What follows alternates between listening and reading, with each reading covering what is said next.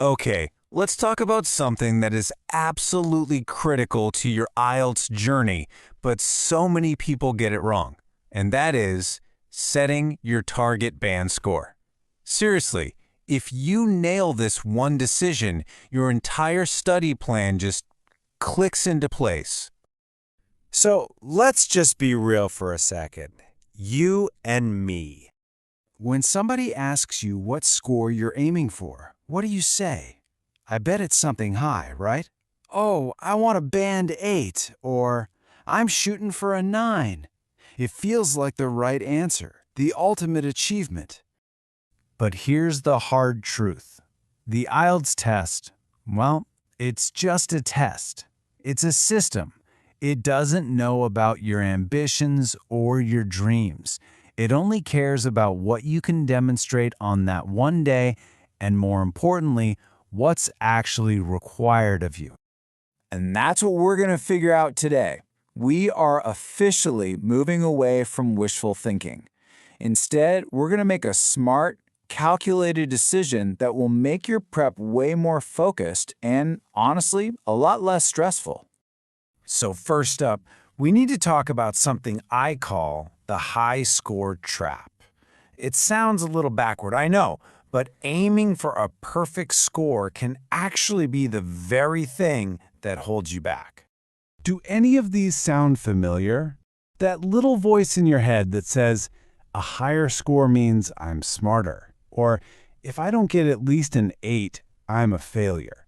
We see what everyone else is doing, and the pressure just builds and builds. And where does that pressure lead?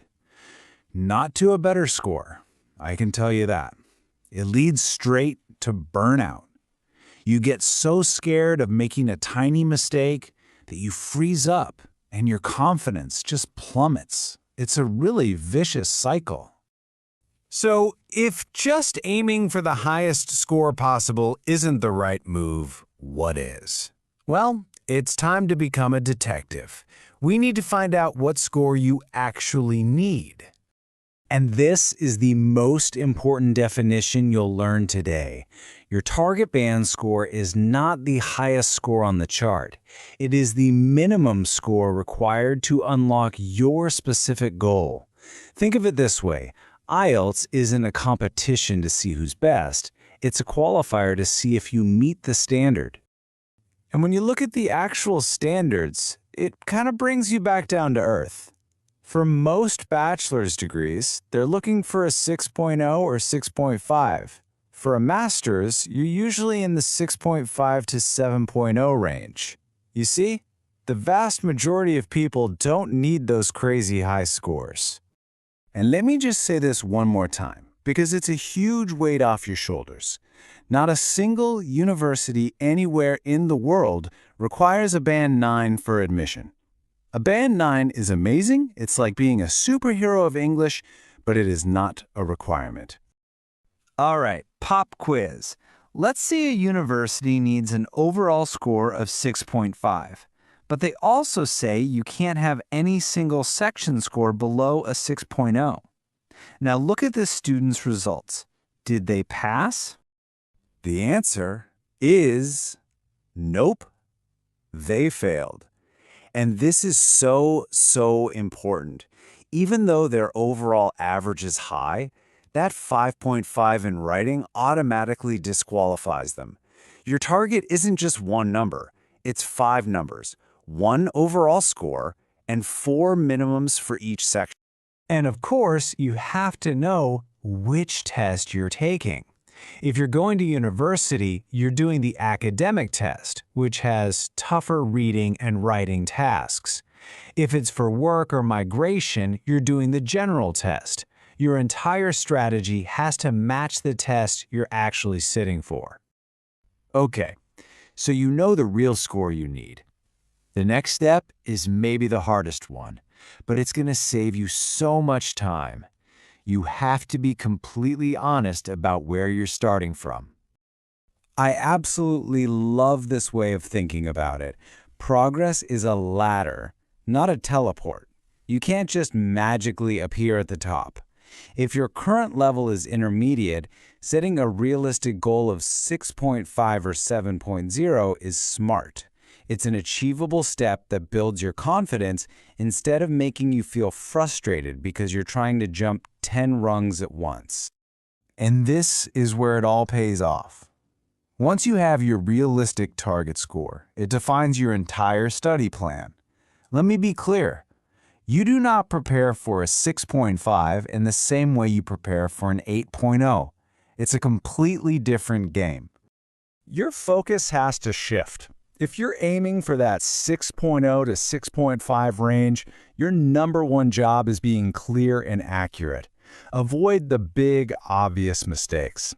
But if you're pushing for a 7.0 or 7.5, now you got to work on better sentence structures and speaking more fluently.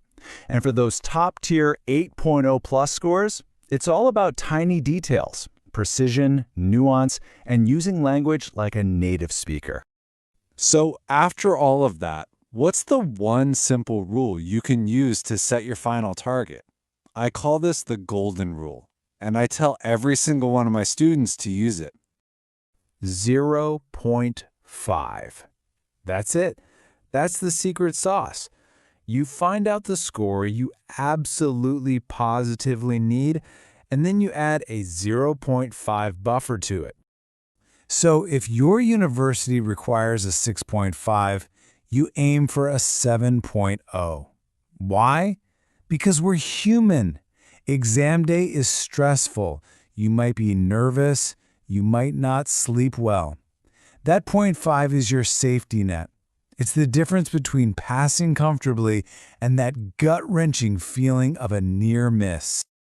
To wrap this all up, I want to leave you with one last really powerful shift in how you think about this whole process. It's about what the IELTS test really represents. Think of it like this. The IELTS test is a gate standing between you and your goal. Your job is not to build the most beautiful, ornate, prize-winning gate in the world. Your only job is to get the right key, open it, and walk through to your future. You just need the key that works. So, what's the big takeaway? It's simple. Aim smart, not just high. That leads to a calmer, more effective preparation. And that is what gets you the clear results you actually need to start the next chapter of your life.